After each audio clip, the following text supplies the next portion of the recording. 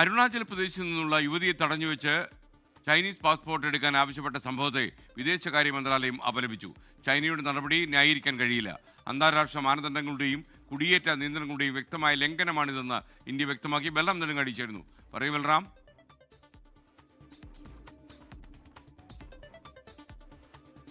S K, കഴിഞ്ഞ November 21-22 ദിവസങ്ങളിലാണ് ചൈനയുടെ ഭാഗത്തു നിന്നും ഇത്തരത്തിലൊരു മോശം നടപടി അരുണാചൽ സ്വദേശിയായ യുവതിക്ക് നേരെ ഉണ്ടായത്.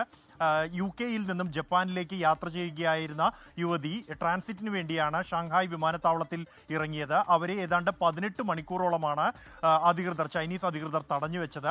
അവരുടെ കൈവശം അരുണാചൽ സ്വദേശിയായ അവരുടെ കൈവശം ഇന്ത്യൻ പാസ്പോർട്ടാണ് ഉണ്ടായിരുന്നത് എന്ന കാരണം ചൂണ്ടിക്കാണിച്ചുകൊണ്ട് അരുണാചൽ ചൈനയുടെ ഭാഗമാണ് എന്നും അതുകൊണ്ട് തന്നെ ചൈനീസ് പാസ്പോർട്ട് എടുക്കണം എന്നും ആവശ്യപ്പെട്ടായിരുന്നു ഈ നടപടി. തുടർന്ന് ഇന്ത്യൻ വിദേശകാര്യ മന്ത്രാലയ ഉദ്യോഗസ്ഥർ ഇടപെട്ടാണ് ഇവരുടെ മോചനം സാധ്യമാക്കിയത്. ഇതിനെതിരെ കടുത്ത പ്രതിഷേധം ഇന്ത്യ അറിയിച്ചതിന് പിന്നാലെ ന്യായീകരണവുമായി ചൈന രംഗത്തെത്തിയിരുന്നു. ഈ ഒരു പശ്ചാത്തലത്തിലാണ് മറുപടിയുമായി വിദേശകാര്യ മന്ത്രാലയം രംഗത്ത് വന്നിരിക്കുന്നത്. ചൈനയുടെ നടപടി എന്നുള്ളത് ഈ അന്താരാഷ്ട്ര ചട്ടങ്ങൾക്ക് വിരുദ്ധമാണ് എന്നും സ്വന്തം ചട്ടങ്ങൾക്ക്, കുടിയേറ്റ ചട്ടങ്ങൾക്ക് പോലും വിരുദ്ധമാണ് എന്നുമാണ് വിദേശകാര്യ മന്ത്രാലയത്തിന്റെ പ്രസ്താവനയിൽ പറയുന്നത്.